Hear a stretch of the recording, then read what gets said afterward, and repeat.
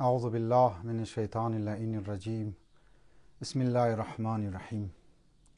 خداوند متعال را شکرگزار هستم که در خدمت شما عزیزان و برادران گرامی امدوم و بعضی از مطالب را درباره خصوصیات و صفات حضرت رسول گرامی اسلام بیان کنم. اولا خو ای دو ولادت بسیار بسیار بزرگ، مخصوصا ولادت رسول اکرم صلی الله علیه و آله و سلم و امام ششمی از مو رئیس مذهب را در خدمت شما عزیزان و خدمت امام زمان علیه السلام تبریک پیش منم. بسیار مطالب مهم البته مختصر در خدمت شما میخواهیم درباره خصوصیات رسول اکرم صلی الله علیه و آله و سلم عرض کنم. اول نکته ای است عزیزان من برادران من که در منی قرآن در سلسله صفات رسول گرامی اسلام بسیار زیاد مطالب بیان شده. رسول گرامی اسلام را در منی قرآن نمونه و مظهر عالی ترین اخلاق، رفتار و گفتار از کودکی اگر مو بگیرید سیره ازی بزرگوار توخ کنی، سیره ازی بزرگوار از لحاظ اخلاق، رفتار، گفتار آدم را میلاو میشه، حتی از ریزگی بگر تا کلانی را. و منی قرآن بعضی صفات را که رسول گرامی اسلام مبعوث به رسالت شد برای مو شما بیان کرده. لذا وقتی مو در قرآن توغ منی لحاظ اخلاق فردی، از لحاظ اخلاق اجتماعی، از لحاظ اخلاق خانوادگی و آداب زندگی از این بزرگوار موجود است و خداوند متعال در مختلف آیات صفات رسول خدا صلی الله علیه و آله و سلم را بیان کرده. ما امروز بعضی از آیات را که مختصر میخواهیم بیان کنم در خدمت شما درباره صفات رسول گرامی اسلام، هرچند که آیات بسیار زیاد است و صفات زیر بسیار زیاد است در منی قرآن و همینطور منی روایات، لیکن مو نکته نگاهی از مو قرآن است و مو از این بعد انشاءالله سعی امیر بونی که تفسیر قرآن را هم شروع کنی در مختلف برنامه ها. اراده دارم که از سوره های ریزه شروع کنم، بعضی از تفاسیر از بسیار مهم آیات قرآنی را که راگوشا باشه برای زندگی فردی از مو، زندگی اجتماعی از مو، زندگی سیاسی از مو، زندگی از خصوصا زندگی خانوادگی از مو. بسیار راگوشا هست تفاسیری که قرآن مجید پروردگار عالم بیان کرده. لذا امروز میخواهیم چون رسول گرامی اسلام برای وجود مبارک شی یک حمله شد و یک توهین شد، از این خاطر میخواهیم صفات ازی بزرگوار را برجسته کنم از نگاه قرآن. وقتی ما بعضی آیات را توغ منی، یک آیه که بسیار زیاد واقعا مو شما دمنیزو مورد دقت مورمگه باید قرار بدیم، دقت خورا فکر خورا اویه که رسول گرامی قرآن مگه که لقد کان لکم فی رسول الله اسوة حسنه. قرآن سیره و زندگی رسول خدا را نمونه و ایدیال قرار میده، نمونه و ایدیال قرار میده. و وقتی که قرآن میگه لقد کان لکم فی رسول الله اسوة حسنه، یعنی اسوه‌ای هست، ایدیالی هست. او هم ایدیال نه فقط ایدیالی بسیار خوب. یک دفعه است مود زندگی از مو جوان ها را توغ منی یک فیلمی اداکار برای ایدیال قرار میده که او حسنه نیست.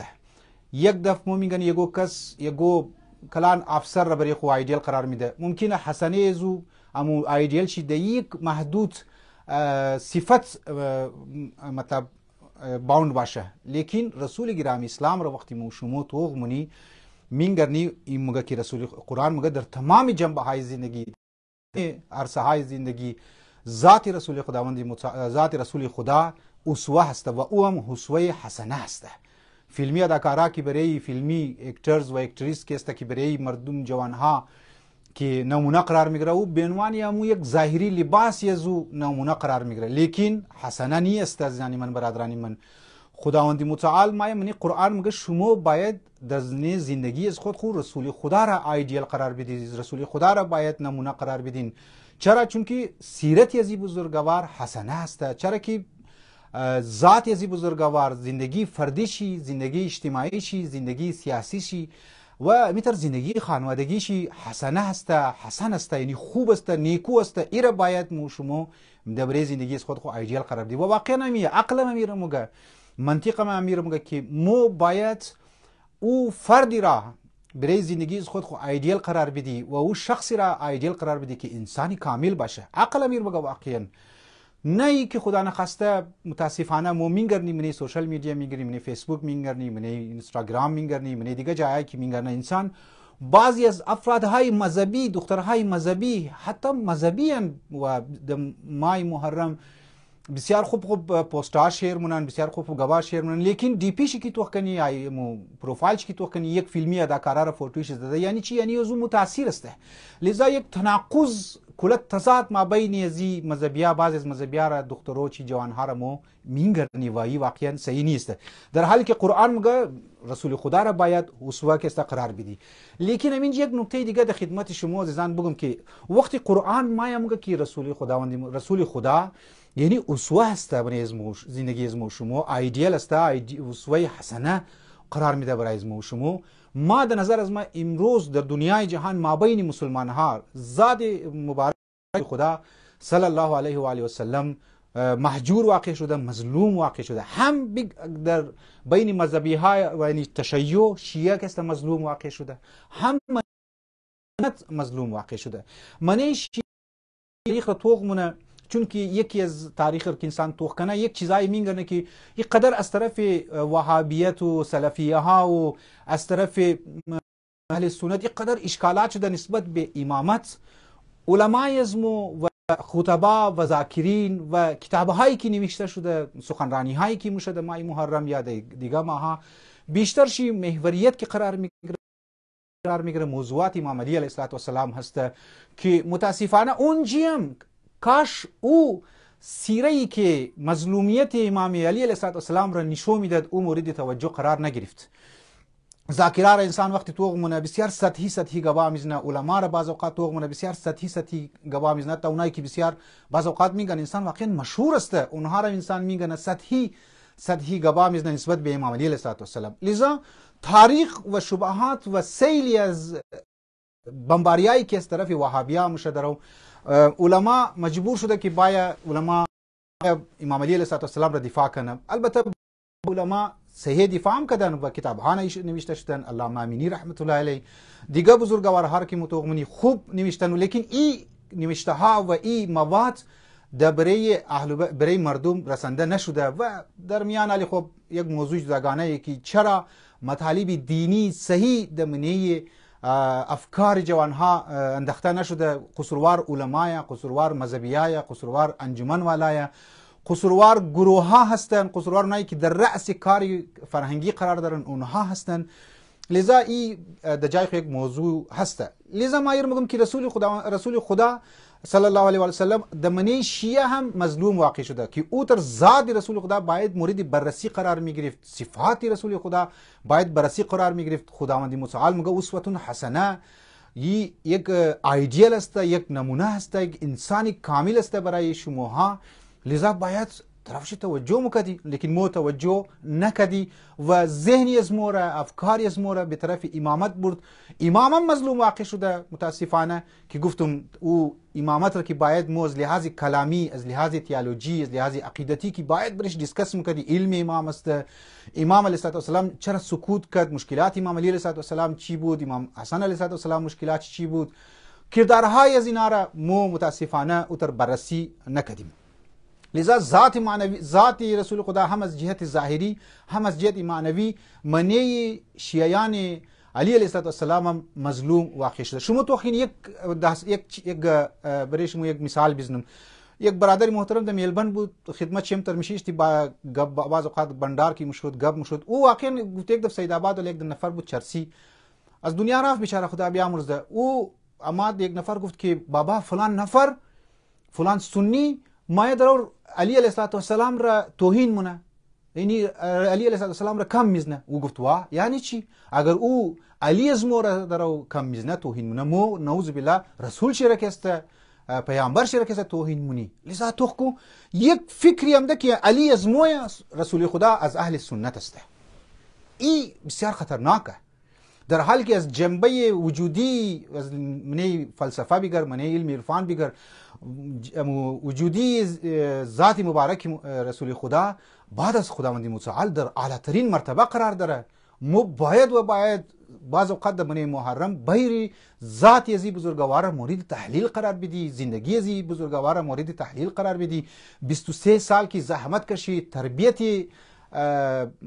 علما را امت حقیقت اور مو باید مورد تحلیل کسته قرار بدی. در منی اهل سنت هم ای بزرگوار مظلوم واقع شد و منی اهل سنت اقدر اکستریمیست و انتها پسندی نسبت به محبت رسول خدا پیدا شد. کاش امو منطقی محبت ما بین اهل سنت پیدا میشد که امروز ما یک گارد نمیگنیدیم که او از خاطر یک ریزه چیزی که باید منیجر خورکسته در منی پاکستان بکش از خاطر که یک جمله او گفته از قصد گفته از غلطی گفته او را بکش شیره. تو که این قدر اکستریمیست دین رو نفهمیده، رسول خدا این کار نمیکرد. رسول خدا امات بزرگوار در من زندگیش اینقدر مشکلات بود، مردم شیر بظاهر بعضی اوقات بعضی سر میگفت صبر میکرد. البته از جهت فردی خو جنبه فردی خو از جهت اجتماعی و خود اگر نبوت را مورد توهین قرار میداد اونجا حتما آواز بلند میکرد. لیکن ما میگم من اهل سنت برادران چی سنیا هم متاسفانه وجود ازی بزرگوار که اوتر باید استفاده میکرد ما بینچ استفاده نکردن و اکستریمیست و انتها پسند ظاهری. اور نکته شما توجه کن، اکستریمیست ظاهری نسبت به محبت رسول خدا اینها نشان میده و اون میگن که توهین رسالت را اینا چقدر از استفاده مونه و بسیار زیاد در بنی پاکستان مسائل ها ایجاد میشنه. ای امو محجوریت رسول خدا را، امو مظلومیت رسول خدا را که میرسندنه. لذا قرآن کریم در تمام مراحل زندگی زهد ازی بزرگوار را، تقوای ازی بزرگوار را، چی تقوای فردی چی تقوای اجتماعی یاد چون باشه. وقتی مو زهد را گپشی میزنی لفظ زهد را در منی ذهن از مایه باید متوجه داشته باشیم که زهد یک زهد فردیه، یک زهد اجتماعیه، یک زهد سیاسیه. اما تقوای فردیه که انسان باید در کمره تنها اتاق تنها باید که خدای خو راز و نیاز کنه. لیکن امی شخص باید در میدانم وارد شونه و علی بعض از مطالب در خدمت شما میگم نسبت به مردم باید تفاوت نباشه. تقوای اجتماعی ازی بزرگوار را، تقوای فردی ازی بزرگوار را، مسائل خانوادگی ازی بزرگوار را که چی رنگ برخورد داشت کدی خانوادگی خو، استقامت ازی بزرگوار را در مقابل مشکلات، صبر ازی بزرگوار را در مقابل مشکلات، در مقابل مشکلات خانوادگی، در مقابل مشکلات کفار، در مقابل مشکلات مشرکین، در مقابل مشکلات منافقین، یعنی در مقابل منافقین که مشکلات روبرو بود. ای بزرگوار در منی قرآن بیان شده و ما شما باید اینها را مورد تحلیل قرار بدیم. یک که رسول خدا صلی الله علیه و آله و سلم برای از ما شما نمونه. دو قرآن میگه لقد جاءکم رسول من انفسکم عزیز علیه ما عنتم حریص علیکم بالمؤمنین رؤوف رحیم. قرآن ما دو صفت بسیار جانانه رسول خدا را منیزی آیت بیان مونه که این نسبت به مؤمنین رؤوف است، رحیم است. وقتی که مو سوره الحمد ان شاء الله که بریش مو تفسیر مونده دیگه برنامه اگر شد بسم الله الرحمن الرحیم الحمد لله رب العالمین الرحمن الرحیم، یعنی رحمانیت پروردگار عالم را جنبش قرآن و روایات بسیار زیاد بریش تاکید مونه که خدا رحیم است، نسبت به بندگان خو رؤوف است، نسبت به بندگان خو محبت در ذات پروردگار عالم. همینطور خود رسول گرامی اسلام هم رؤوف و رحیم است. در منیزی آیت علاوه از که رؤوف و رحیم بودن چی که نسبت به مؤمنین است، دو صفت دیگه، دو چیز دیگه هم منیزی آیت بیان شده که توجه از ما شما را و شما عزیزان را و شما جوانها را طرف یزو مور مگه که توجه کنین. اولا ای چی مگه لقد جاءکم رسول من انفسکم، رسول خدا از خود شما آمد به طرف شما، عزیز علیه ما عنتم حریص علیکم بالمؤمنین. اینقدر نسبت به مشکلات مردم اینقدر رسول خدا حساس بود که برداشت نمیکرد سختیای مردم را، مشکلاتی که مردم گرفتار میشد. رسول خدا صلی الله علیه و سلم بسیار زیاد پریشان میشد، غمگین میشد نسبت به مشکلات مردم. چرا؟ چون که رؤوف است، چون که رحیم است و ما ارسلناک الا رحمت للعالمین است. مو شما واقعا نسبت به مسائل مردم، چی مسائل فردی بگر، چی مسائل معنوی بگر، چی مسائل مادی بگر، چقدر مو شما پریشان میشی. اینجی مگه رسول خدا پریشان میشد، غمگین میشد یک. دو، نسبت به هدایت مردم بسیار زیاد حساس بود، حتی نسبت به هدایت یک نفرم بسیار حساس بود که قرآن لفظ حریص استعمال مونه. الله اکبر. حریص در او جای استعمال میشه که انسان نسبت به دنیا زیاد حریص لالیچه، این زیاد حساسیت نشون میده، سنسیتیو است. دیدی بعضی از افرادها نسبت به مسائل ها، نسبت به مشکلات حساس است. رسول خدا صلی الله علیه و سلم نسبت به هدایت مردم برای ازی آیت مطابق ازی آیت بسیار زیاد حساس بوده. نمیخواسته که گو فرد گمراه شونه، آرام نمیشیشته بوده. دمنی سوره کف یک آیه دیگر که میخوانی فلعلک، خدا درو مگه، رسول خدا درو مگه، فلعلک باخع نفسک علی آثارهم ان لم تؤمنوا بهذا الحديث اسفا. مگه ای رسول خدا، اونهایی که گبای تو درو گوش نمونه، اونهایی که درو سخن است تو رو گوش نمونه، گبای هدایت تو رو درو گوش نمونه، توی قدر ناراحت میشی که میخوایی خود در هلاکت بندازی، در هلاکت خود میخوای بندازی. ای رسول خدا، چرا قدر کسا تو درو خود در هلاکت بندازی؟ بعضی از افراد است گپ تو گوش نمونه. ختم الله علی قلوبهم و علی سمعهم و علی ابصارهم هست، دلها از قفل زده شده. تو پریشان نکو. ببین عزیزان من، رسول خدا صفت بارشی که پروردگار عالم بیان مونه نسبت به هدایت مردم چقدر حساس است که خدا درو میگه که تو درو خود در هلاکت میندازی. این قدر زیاد در فکر هدایت مردم بوده، این قدر زیاد هدایت مردم ضروری است در نظر رسول خدا. درس از این نکته، از این آیت درس مو چی میگیری؟ آیت عزیزان من، برادران من، چی بهانه داریم و شما که شانه خالی کنی نسبت به کارهای فرهنگی، نسبت به کارهای اجتماعی؟ مو واقعا چی بهانه داریم؟ وقتی که ما رسول خدا را دمنی اول آیه که خواندم لقد کان لکم فی رسول الله اسوه حسنه، که حسنه است، ایدیل هست و یکی از ایدیل بودن یزید در سلسله هدایت مردم هست، ما شما چی بهانه داریم که شانه خالی کنیم نسبت به کارهای فرهنگی و نسبت به کارهای اجتماعی، نسبت به تقوای اجتماعی؟ ما شما چی بهانه داریم؟ ما چی برنامه مرتب کردیم؟ ما چی پروگرام مرتب کردیم؟ حتی نه فقط ما میگم که بیا فورا ما دمنی صحنه وارد شونیم، نه، نسبت به معاشی خو، فامیلی خو، نسبت به دوستای خو، نسبت به چند اطرافیای خو ما چقدر برنامه دارم برای هدایت یسونه، برای ازی که ما خانواده خو ببرم به طرف کمال ببرم. حتی از انسان از خانه خو شروع مونه، انسان از ذات خو شروع مونه، انسان از ذات خو شروع مونه. 40 سال رسول خدا برای ذات از خود اول که است کار کرد، مردم نشودد که ما صادق و امین استم، در میدان وارد شد. تخکین زنی من هم تقوای فردیش نشون میده، هم تقوای اجتماعیش رو دمزی 40 سال نشون میده که افرادهای کم را کریم معاشره، امو افرادهایی که بسیار دقیق بودن اونها را دمنی جال خو میوردن و اونها را هدایت میکردن در صراط مستقیم میورد. ما شما چی کار میکنیم نسبت به اولاد خو؟ شما چی کار کردیم؟ من خود خو میگم نسبت به زن خو ما چی کار کردم، نسبت به دیگه فهم برار خو ما چی کار کردم؟ نکردیم از زنی من. یک آیه دیگری که در خدمت شما میخوانم، اینا را انشالله اگر شونه یک وقتی تفسیر قرآن شروع کنیم یواش یواش تمام آیات را بسیار مفصل، بعضی از نظرات علامه طباطبایی رحمت الله علیه را، نظرات آیت الله جوادی عملی را ما در خدمت شما بیان کنم که بسیار بحث های شیرین و بسیار بحث های دقیق است.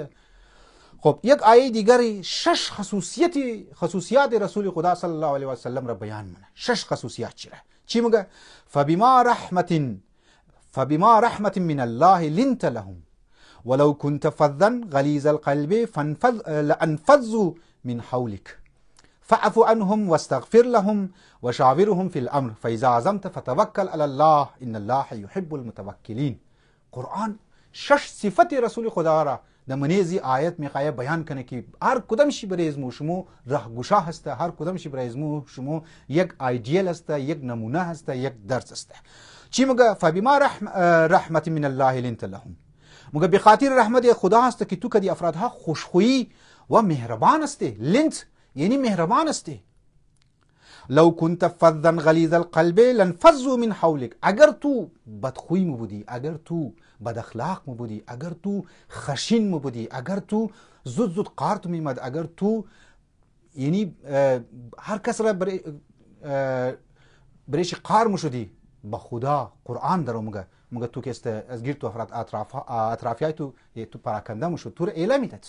لذا توخی نزانی من یکی از مسائل هایی که شما درگیر استیم، چی نسبت به خانواده خود بگیر، چی نسبت به افرادهای اطرافی های خود جمع خود بگیری، گروه های خود بگیری، هر چقدر که تعداد چی باشه، شما اگر خدای نخواسته خوشروی و خوش اخلاقی را مظاهره نکردیم، اطرافی های انسان از گیر انسان پراکنده میشه.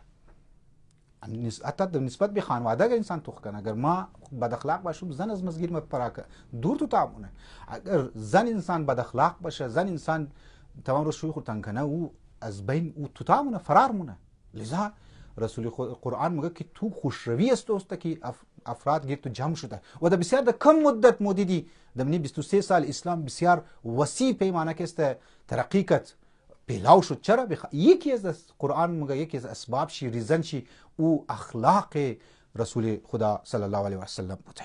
باز میگه که یکی صفت دیگه چیه؟ فاعفو عنهم، اینها را ببخش. افرادهایی که از تو پراکنده میشه، افرادهایی که تو سلوکی ناروا مونه، افرادهایی که تو رو تنگ مونه، افرادهایی که تو میگنی طرف از تو درو نمایا، اینها را ببخش. اینها را ببخش. اگر تو خوشروی اختیار مونی، ساعت بعض از افرادها نمایا، واقعا بعضم تو اونها را ببخش. و استغفر لهم، برای از نه دعا کو، برای از نه دعا کو، برای از نه دعا کو، برای مغفرت چی دعا کو. شما یکی از ایثار عاشورایی میه، ایثار امام حسین علیه السلام امیه که شما برای دیگران دعا کنیم، برای خود دعا نکنیم، برای دوستان خود دعا کنیم، برای مشکلات چی دعا کنیم که مشکلات چی حل شونه. و استغفر لهم، باز مایا پیش مایا مگه یکی از صفات رسول خدا صلی الله علیه و آله و سلم چیه؟ و شاورهم فی الامر، و شاورهم فی الامر، در امور و کارها از دوستای خود مشوره میکرد. در جنگ حنین یا جنگ خندق بود، خب خندق از خاطر مشوره سلمان فارسی شد. شما در ذهنی از بعض اوقات یک کلمه‌ای که امات، یک فکری که امات، دیگه ما خود عقل کل میگیرم و دیگه ما افرادها را گپشی گوش نمونم از زنی من. شما تو که دمنیزی آیت ما میخوایم یک دوسیه بگم: مهربانی و نرم خویی با مردم، یک. پرهیز از خشونت و غصه و قار و قور، دو. عفو و بخشش خطاکاران، طلب مغفرت برای خطاکاران، مشاوره و همفکری با مؤمنان، هماهنگی با مؤمنان. آخرش چی میگه؟ فاذا عزمت فتوکل علی الله، اگر تو اراده کردی پس قاطعیت هم داشته باش. منی فیصله های تو باید قاطعیت باید باشه، منی فیصله های تو باید مستقل مزاجی باید باشه. وقتی که یک گروه، وقتی که یک فرد نسبت به مسائل های فردی اجتماعی خانوادگی خو صحیح منطقی طور پر فیصله کرد، بریمزو استاده میشه. این صفات را قرآن درو میگه و آخرش میگه و توکل علی الله ان الله یحب المتوکلین. تمام از این چیزها را او تیم انسان میتونه منیز خود پیدا کنه که توکل بر پروردگار عالم داشته باشه، توکل بر امدادهای غیبی خداوند متعال داشته باشه. عزیزان من، برادران من، ما شما متکی به ذات هستیم، ما شما متکی به افکار هستیم، ما شما متکی به پیسه خو شاید باشیم، ما شما متکی به علم خو شاید باشیم، ما شما متکی به ممکنه که امو خیالات شیطانی که من ذهن مومده متکی به زو باشیم. خدا میگه نه، ان الله یحب المتوکلین. تو متکی تو خدا باید باشه، خدا باید باشه. چقدر ما زندگی خوره خدایی مونی، چقدر زندگی از ما توکل مایا، ای بسیار جای سوال است. یکی از صفات رسول خدا صلی الله علیه و آله و سلم را چی میگه؟ زندگی ساده و بغیر دنیا پرستی. امی دنیا پرستی هست که این روز دنیا را تباه و برباد کرده.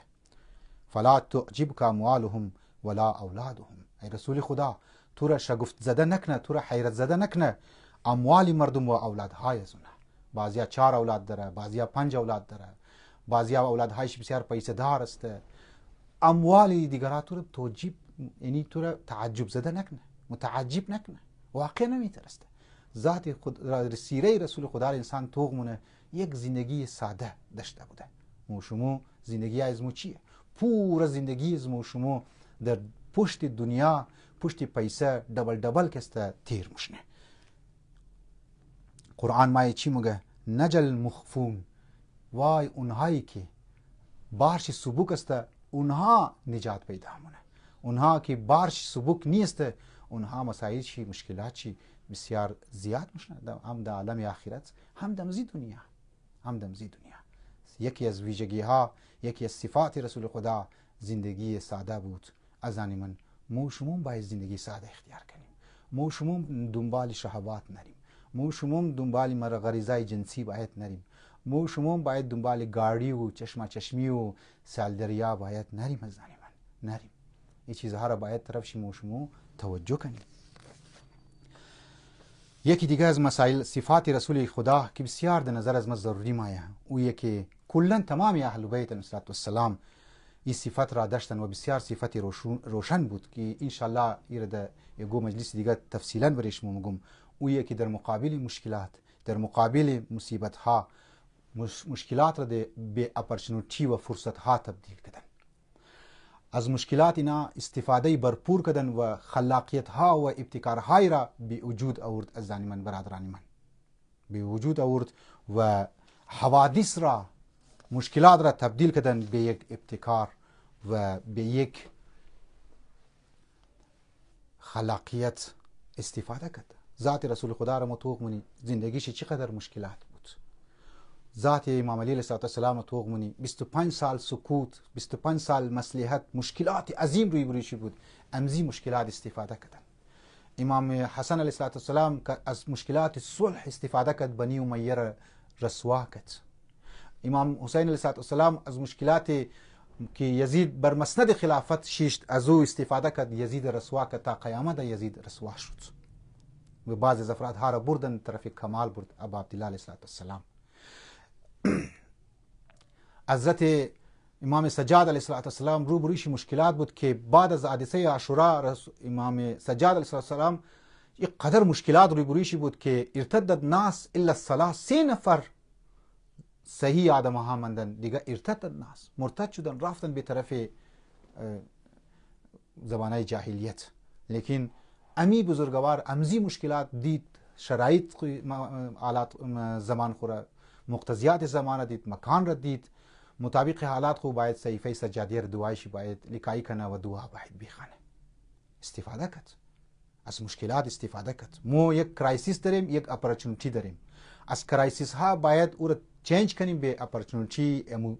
مگه فارسی مگه فرصت نه که ما آزاد بشیم، مثل زبان فارسی مگه تو فرصت داری که ما بایم. نه، فرصت یعنی اپورتونیتی، یعنی موقع دست اردو، موقع مثبت. هر مشکلی در دل خو اگر مسائل های مشکلات را یعنی خلل های سیستم را دمنش خلل ایجاد کنه، هر مشکل در دل خو یک نکات مثبت هم داره که موضوع میتونه استفاده کنی و اونهایی میتونه که با بصیرت باشه، اونهایی میتونه که با شعور باشه، اونهایی میتونه که از مسائل و اطراف خو، از مقتضیات زمان، از شرایط خو، از حالات خو اونا متوجه باشه که ما در کدام حالتی ما در قرار گرفتم. مشکل خانوادگی است، ما از مشکل خانوادگی خو میتونم استفاده کنم، امی مشکل خانوادگی را تبدیل به یک فرصت و یک اپورتونیتی و یک محبت و یک آشتی را در منی خانوادگی خو بیرون. مسائل گروهی درو جوانها درو دور میشه، اطرافی از طرف دور میشه، باید ما برم آسیب شناسی کنم، برم توخ کنم که چرا درو دور میشه. امی مشکلاتی که به وجودم در من یک گروه ایره ما تبدیل کنم به یک فرصت، به یک اپورتونیتی و افرادها را ما باید زیاد کنیم، نه اینکه افرادها کمتر شونه، نه اینکه مشکلات بریز ما دیسپیچه شونم و مشکلات بعضیا واقعا نمیترسته که مشکلات نشی ما چند برابر کسته و مشکلات را بر خو زیادتر مونه. اگر 20% است مشکل 100% جور مونه، از مشکل استفاده نمونه. اهل بیت علیهم السلام مشکل را کسته، از مشکلات استفاده کرد. لیکن امروز ما در جامعه از خود توق منیم، افرادهای بعضی از افرادهای مذهبی توق منیم یا بعضی از افرادهایی که غیر مذهبی است. واقعا بجای اینه که مشکلات را درک کنه در مرحله اول خودش مشکل است، بجای اینه که مشکلات را درک کنه، مشکلات را بفهمه و از اون مشکل یک فرصتی به وجود بیاره، یک اپورتونیتی به وجود بیاره، یک موقعی به وجود بیاره، یک خلاقیتی دمنی خو پیدا کنه، یک ابتکار بینی خو پیدا کنه، جور میشه، خودش یک مشکل جور میشه. وقتی خود از یک مشکل باشه دیگران ما باید بجای این مشکل زیرا کست حل کنه. و من جامعه ازمو این مصیبت دمنی جامعه ازمو پیدا شده.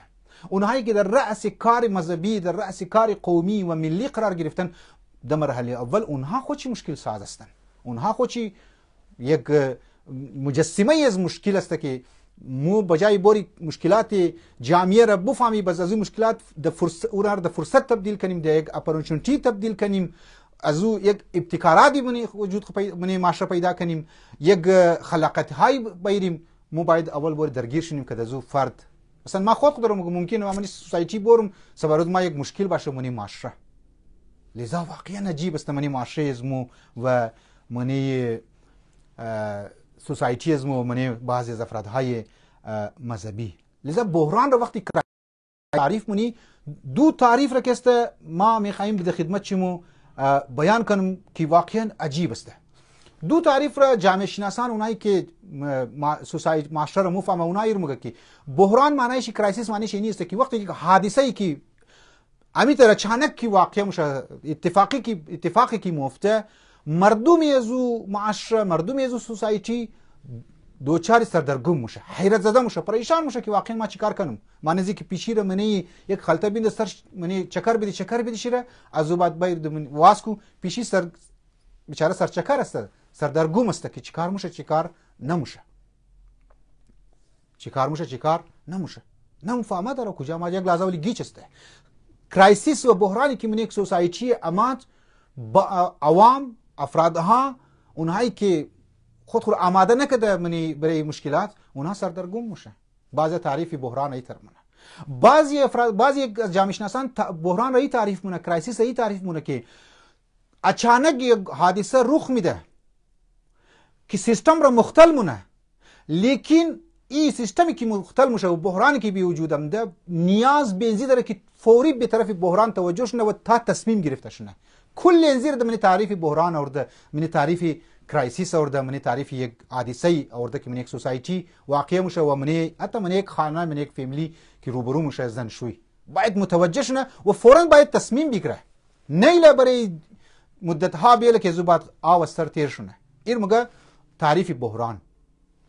این دو تعریف که در خدمت شما گفتم واقعا من سوسایتی از مومی اگر ما در نظر ما این دو تعریف یک تعریف باید کنی، یعنی یک عده از افراد واقعا از بحران که ما برش سردرگم میشه که ما چیکار کنم چیکار نکنم، لیکن یک عده از افراد اونها با شعور است مفهمن مقتضیات زمان خو حالات خو مفهمه که بای ما از بحران چطور استفاده کنم، چطور ما باید استفاده کنم و زود ما باید تصمیم بگیرم، تصمیم و قاطعیت. ما گفتم فاذا عزمت فتوکل علی الله. رسول خدا صفت چی بود که این بزرگوار عزم و اراده داشت، عزم و اراده قطعی داشت نسبت به کارهای خو، نسبت به کارهای فرهنگی خو، نسبت به کارهای اجتماعی خو.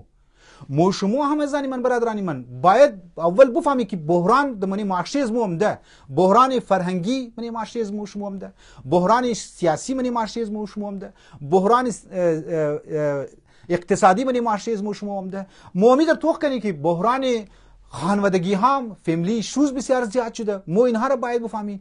وقتی که مو فهمیدید سردرگم نشنید مثل تعریف اول، ولی باید زود توجه کنیم و تصمیم بگیریم برای این کارها.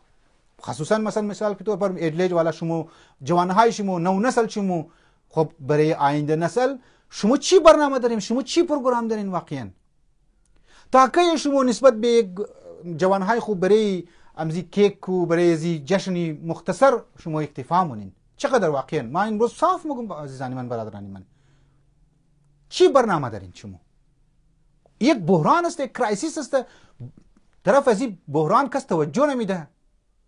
چرا؟ چون که سادگی اختیار نمونه، سادگی رسول خدا را اختیار نمونه. اینقدر دنیا رنگارنگی شمور مشغول کرده که مو اصلا طرف بحران توجه نمیدی. خودونی افرادهای مردمی از مو که مهاجرت کردن در مختلف شهرها مختلف ممالک، اینها خودی به عنوان یک بحران جور شده. چی اینا برسه که اینا بحران توجه کنه طرف شی، تا بس بور زود تصمیم بگیره، زود کس طرف ازو چیز متوجه شونه. زنی من برادرانی من، لذا مو شما در مرحله اول باید بفهمیم بحران را و زود تصمیم بگیریم، زود برنامه باید برای ازو جور کنیم. بحران ها یک دفعه کلان است، بحران ها یک دفعه ریزه است، بحران ها یک دفعه نسبت به خانگی انسان است. باید توجه کنه، واقعا طرفش فکر کنه.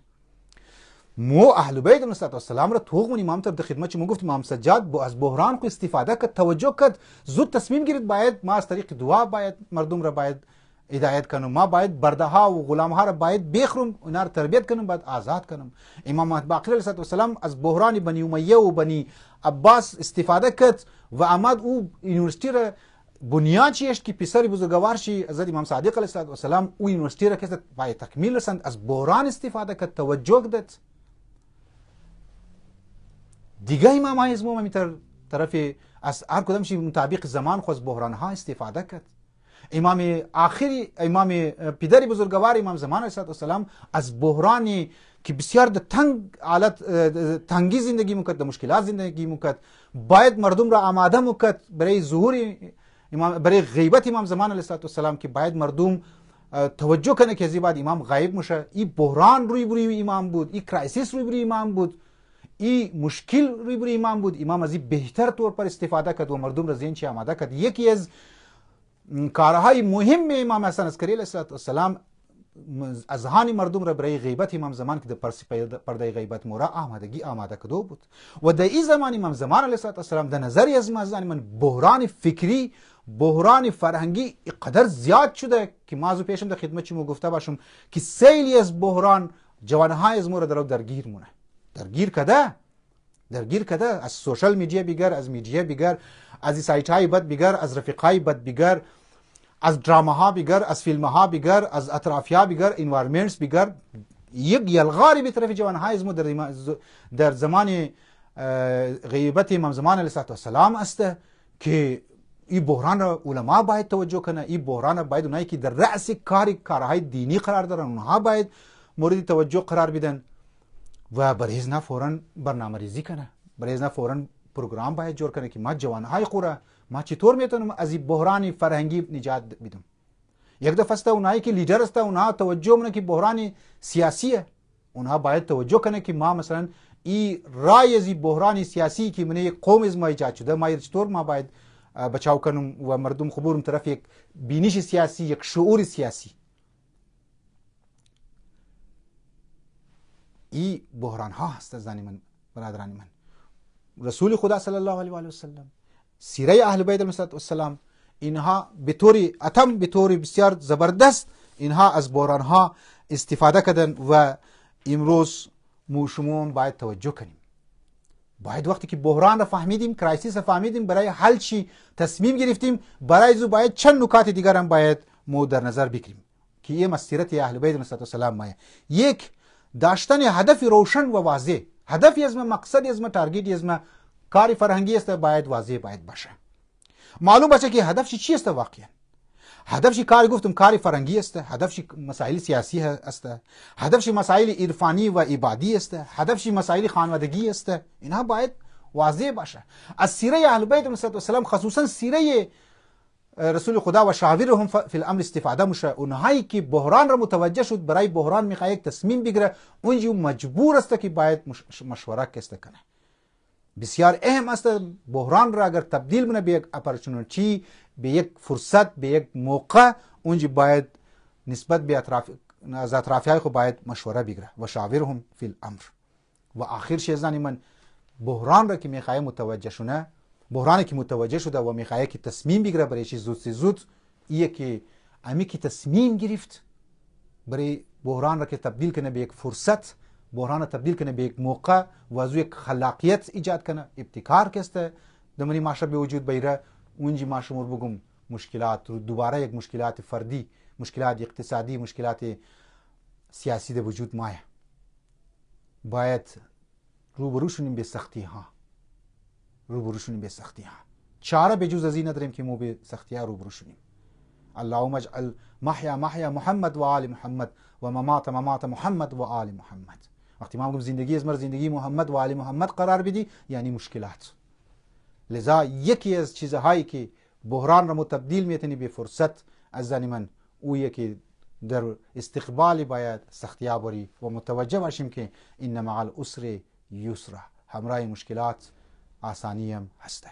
امیدوارم پروردگار عالم مو شما را توفیق بده که ذات رسول خدا صلی الله علیه و آله و سلم را مورد تزیه قرار بدیم مورد الگو من زندگی خود قرار بدیم، مورد یک آیدیل صحیح من زندگی خود قرار بدیم، نه یک کامرید دختر را ما و شما آیدیل قرار بدیم، نه یک کمونیست را ما و شما برای زندگی خود آیدیل قرار بدیم، نه یک بدین و بنماز را، یک فیلمی اکتر را ما و شما برای زندگی خود آیدیل قرار بدیم، بلکه انسان کامل مانند رسول خدا، مانند امام صادق علیه السلام، مانند امام علی علیه السلام، اینها را ما و شما برای زندگی خود آیدیل و نمونه قرار بدیم و خصوصا خواهرها و مادرها اونها زندگی حضرت زهرا را برای زندگی خو آیدیل باید قرار بده. این مطالب در خدمت شما مختصر عرض کردم. امیدوارم که ما شما از پیروکار صحیح رسول خدا صلی الله علیه و آله و سلم باشیم و مخصوصا از اهل بیت علیهم السلام باشیم. شما عزیزان را به خدای خداوند متعال می سپارم. دعا منم پروردگار عالم به حق محمد و آل محمد مشکلات اسلام، مشکلات جمله مؤمنین و مؤمنات، مشکلات شما عزیزان را حل بفرما. اونهایی که مشکلات خانوادگی دارن خدایا مشکلاتشان را حل بفرما. اونهایی که اولاد ندارن اولاد نرینه صالحه عنایت بفرما. پروردگارا به حق محمد و آل محمد مور از پیروکاران واقعی رسول خدا و دیگر ائمه اطهار علیهم السلام قرار بده. شهدای عزیز از ما درجاتش عالی است، عالی تر بفرما. پروردگار عالم توفیق بده که صفات برجسته و روشنی که قرآن بیان کرده خدایا این صفات را ما هم منیز خود کو یک ذره شی که ما منیز خود کو پیدا کنی. والسلام علیکم و رحمت الله و برکاته.